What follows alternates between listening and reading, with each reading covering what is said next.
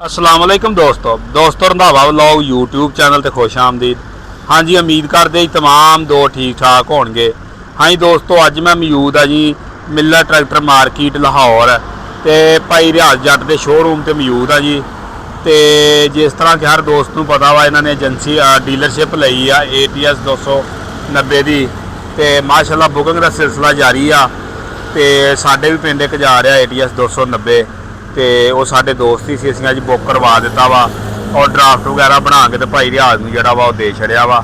तो इन्हां दा हुण तरला मारिया वा भी सानूं जल्दी तो जल्दी जिहड़ा वा ट्रैक्टर वो दिता जावे।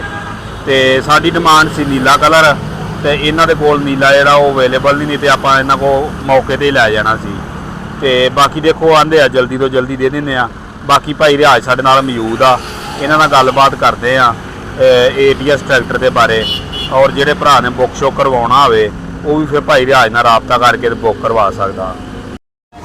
वालेकुम सलाम। अल्लाह पाक दा शुक्र जनाब करम।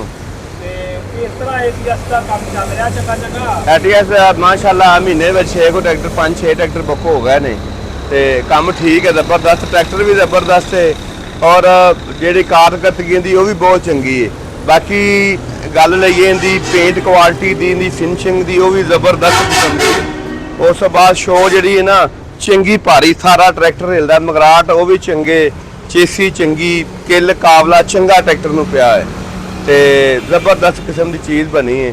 फिर स्टार्टिंग ट्रैक्टर की बहुत जबरदस्त है, इन्हें भी कोई स्मोक नहीं है।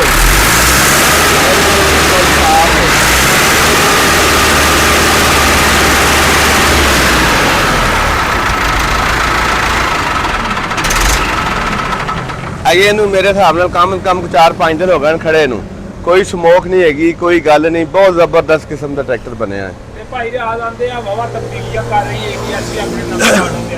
बस जी इंशाल्लाह तब्दीलियां हो जांदियां आस्ता आस्ता, जिमें जिमें जिमीदार भरावां नाल चलना, जिमें जिमें जिमीदार भरा आंदे ने माड़ा जिहा फॉल्ट इनू इंज कर दिओ, इंज फॉल्ट कोई भी नहीं है। ये ना भी फॉल्ट कोई भी नहीं, मैकेनिकल कोई फॉल्ट नहीं है। बाकी थोड़े मराठा का करते हैं, वो भी कंपनी को क्या सैट हो गया। बाकी निके निके कोई फॉल्ट कोई किसी किस्म का नहीं है। बाकी जो नवा मॉडल आया है उनकी जाली कहते सी वाह घट, जाली थोड़ी लम्मी कर दी है। बाकी शो ट्रैक्टर की चंगी है, फिटिंग वेख जिमें गड्डी की फिटिंग हुई होंगी, कोई जरा जिन्ना किसी पासे फर्क नहीं है किसी किस्म का। शो इंज बेहतरीन, पूरियां आपदियां लाइनां च हर चीज़, किल काबला चंगा, इंजन चंगा, हर चीज़ चंगी। मोटी मोटी आवे ना पट्ठी इनकी, बाद दफा कि दरख्त अड़ जाती, सेंसर टुट जाता सी, थले पट्ठी टुट जाती, इनका वो कोई चक्कर ही नहीं है। बहुत जबरदस्त किस्म का ट्रैक्टर बनया। गालबन को महीना को लग जाता है।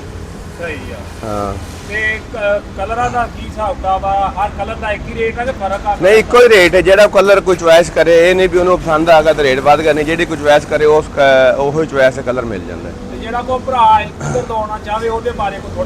एयर कूलर लवाना चाहे तो वह भी बुकिंग के विच नहीं होंगे, बाद उनके एक्सट्रा चार्जर होंगे ने, बाद लग जाना उनका कोई मसला नहीं। वो लगता है कोई 50-55 हज़ार का, 50,000 का। जे किसी ने लवाना है तो लवा लवे, चीज़ जी उनका नुकसान तो कोई नहीं, फायदा ही है। बाकी चंगी शै कूलर नहीं भी लवाना तो कोई रौला नहीं है। 8 लीटर। हाँ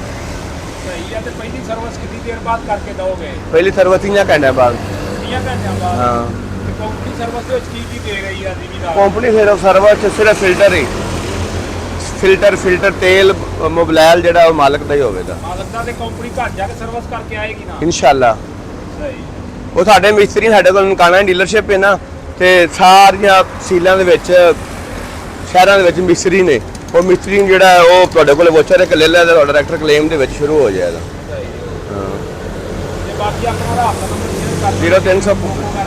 0300 पूरा 786 2192 0345 40 45 777 साडा शोरूम है मिलर के बिल्कुल सामने रियाज जट। रेट फिलहाल तो जो बुकिंग रेट है वो 34,40,000 है। तो बाकी अगों पहली तो बाद कोई रेट बढ़ते पे ने, वो पता नहीं कितना रेट बढ़ता है की होंगे। जे किसी फवाह भी हकीकत भी है, ਤਾਂ ਕੱਲ ਹੁਣ ਟਰੈਕਟਰ ਕੋਈ ਨਹੀਂ ਕਿਸੇ ਨੂੰ ਮਿਲਿਆ, ਨਾ ਕਿਸੇ ਨੇ ਲਿਆ ਹੈ ਨਾ ਹੋਇਆ ਹੈ।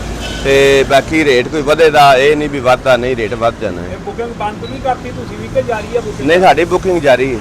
ਬਾਕੀ ਕੋ ਕੰਪਨੀਆਂ ਕੀ ਬੰਦ ਕੀਤੇ ਨੇ? ਨਹੀਂ, ਸਾਰੀਆਂ ਦੀ ਪਹਿਲਾਂ ਕੱਲ ਬੰਦ ਰਹੀ, ਅੱਜ ਮੈਨੂੰ ਸ਼ੱਕ ਕੱਲ ਦੀ ਰਾਤ ਦੀ ਚਾਲੂ ਹੈ। ਬਾਕੀ ਉਸ ਤੋਂ ਇਲਾਵਾ ਸਾਡੇ ਕੋਲ ਹੱਲਾਂ ਨੇ, ਹੱਲਾਂ 'ਚ ਵੀ ਮਾਸ਼ਾਅੱਲਾ ਤੁਹਾਡਾ ਜਿਵੇਂ ਛੱਤਾਂ 'ਚ ਨਾ ਹੈ ਉਵੇਂ ਹੱਲਾਂ 'ਚ ਇੱਕ ਨਾਂ ਹੈ। ਇਹ ਹੱਲ ਹੈਗੀ 1,90,000 ਦੀ, ਇਹ ਹੱਲ ਡਬਲ ਫਰੇਮ ਵਾਲੀ ਇਹਨੂੰ ਕਹਿੰਦੇ ਆ, ਇਹ ਹੈਗੀ 1,85,000 ਦੀ। ਉਸ ਤੋਂ ਬਾਅਦ ਇਹ ਛੱਤਾਂ ਪਈਆਂ ਨੇ ਦੂਸਰੀਆਂ ਆਮ ਜਿਹੜੀਆਂ ਨੇ, ਇਹ ਬੰਪਰ ਇੰਡੀਅਨ ਮਾਡਲ, ਜਿਹੜਾ ਵੀ ਕੰਮ ਕਰੀਦਾ ਹੱਥੀਂ ਕਰੀਦਾ ਮਾਸ਼ਾਅੱਲਾ ਜ਼ਬਰਦਸਤ ਕਿਸਮ ਦਾ ਕੰਮ ਕਰੀਦਾ।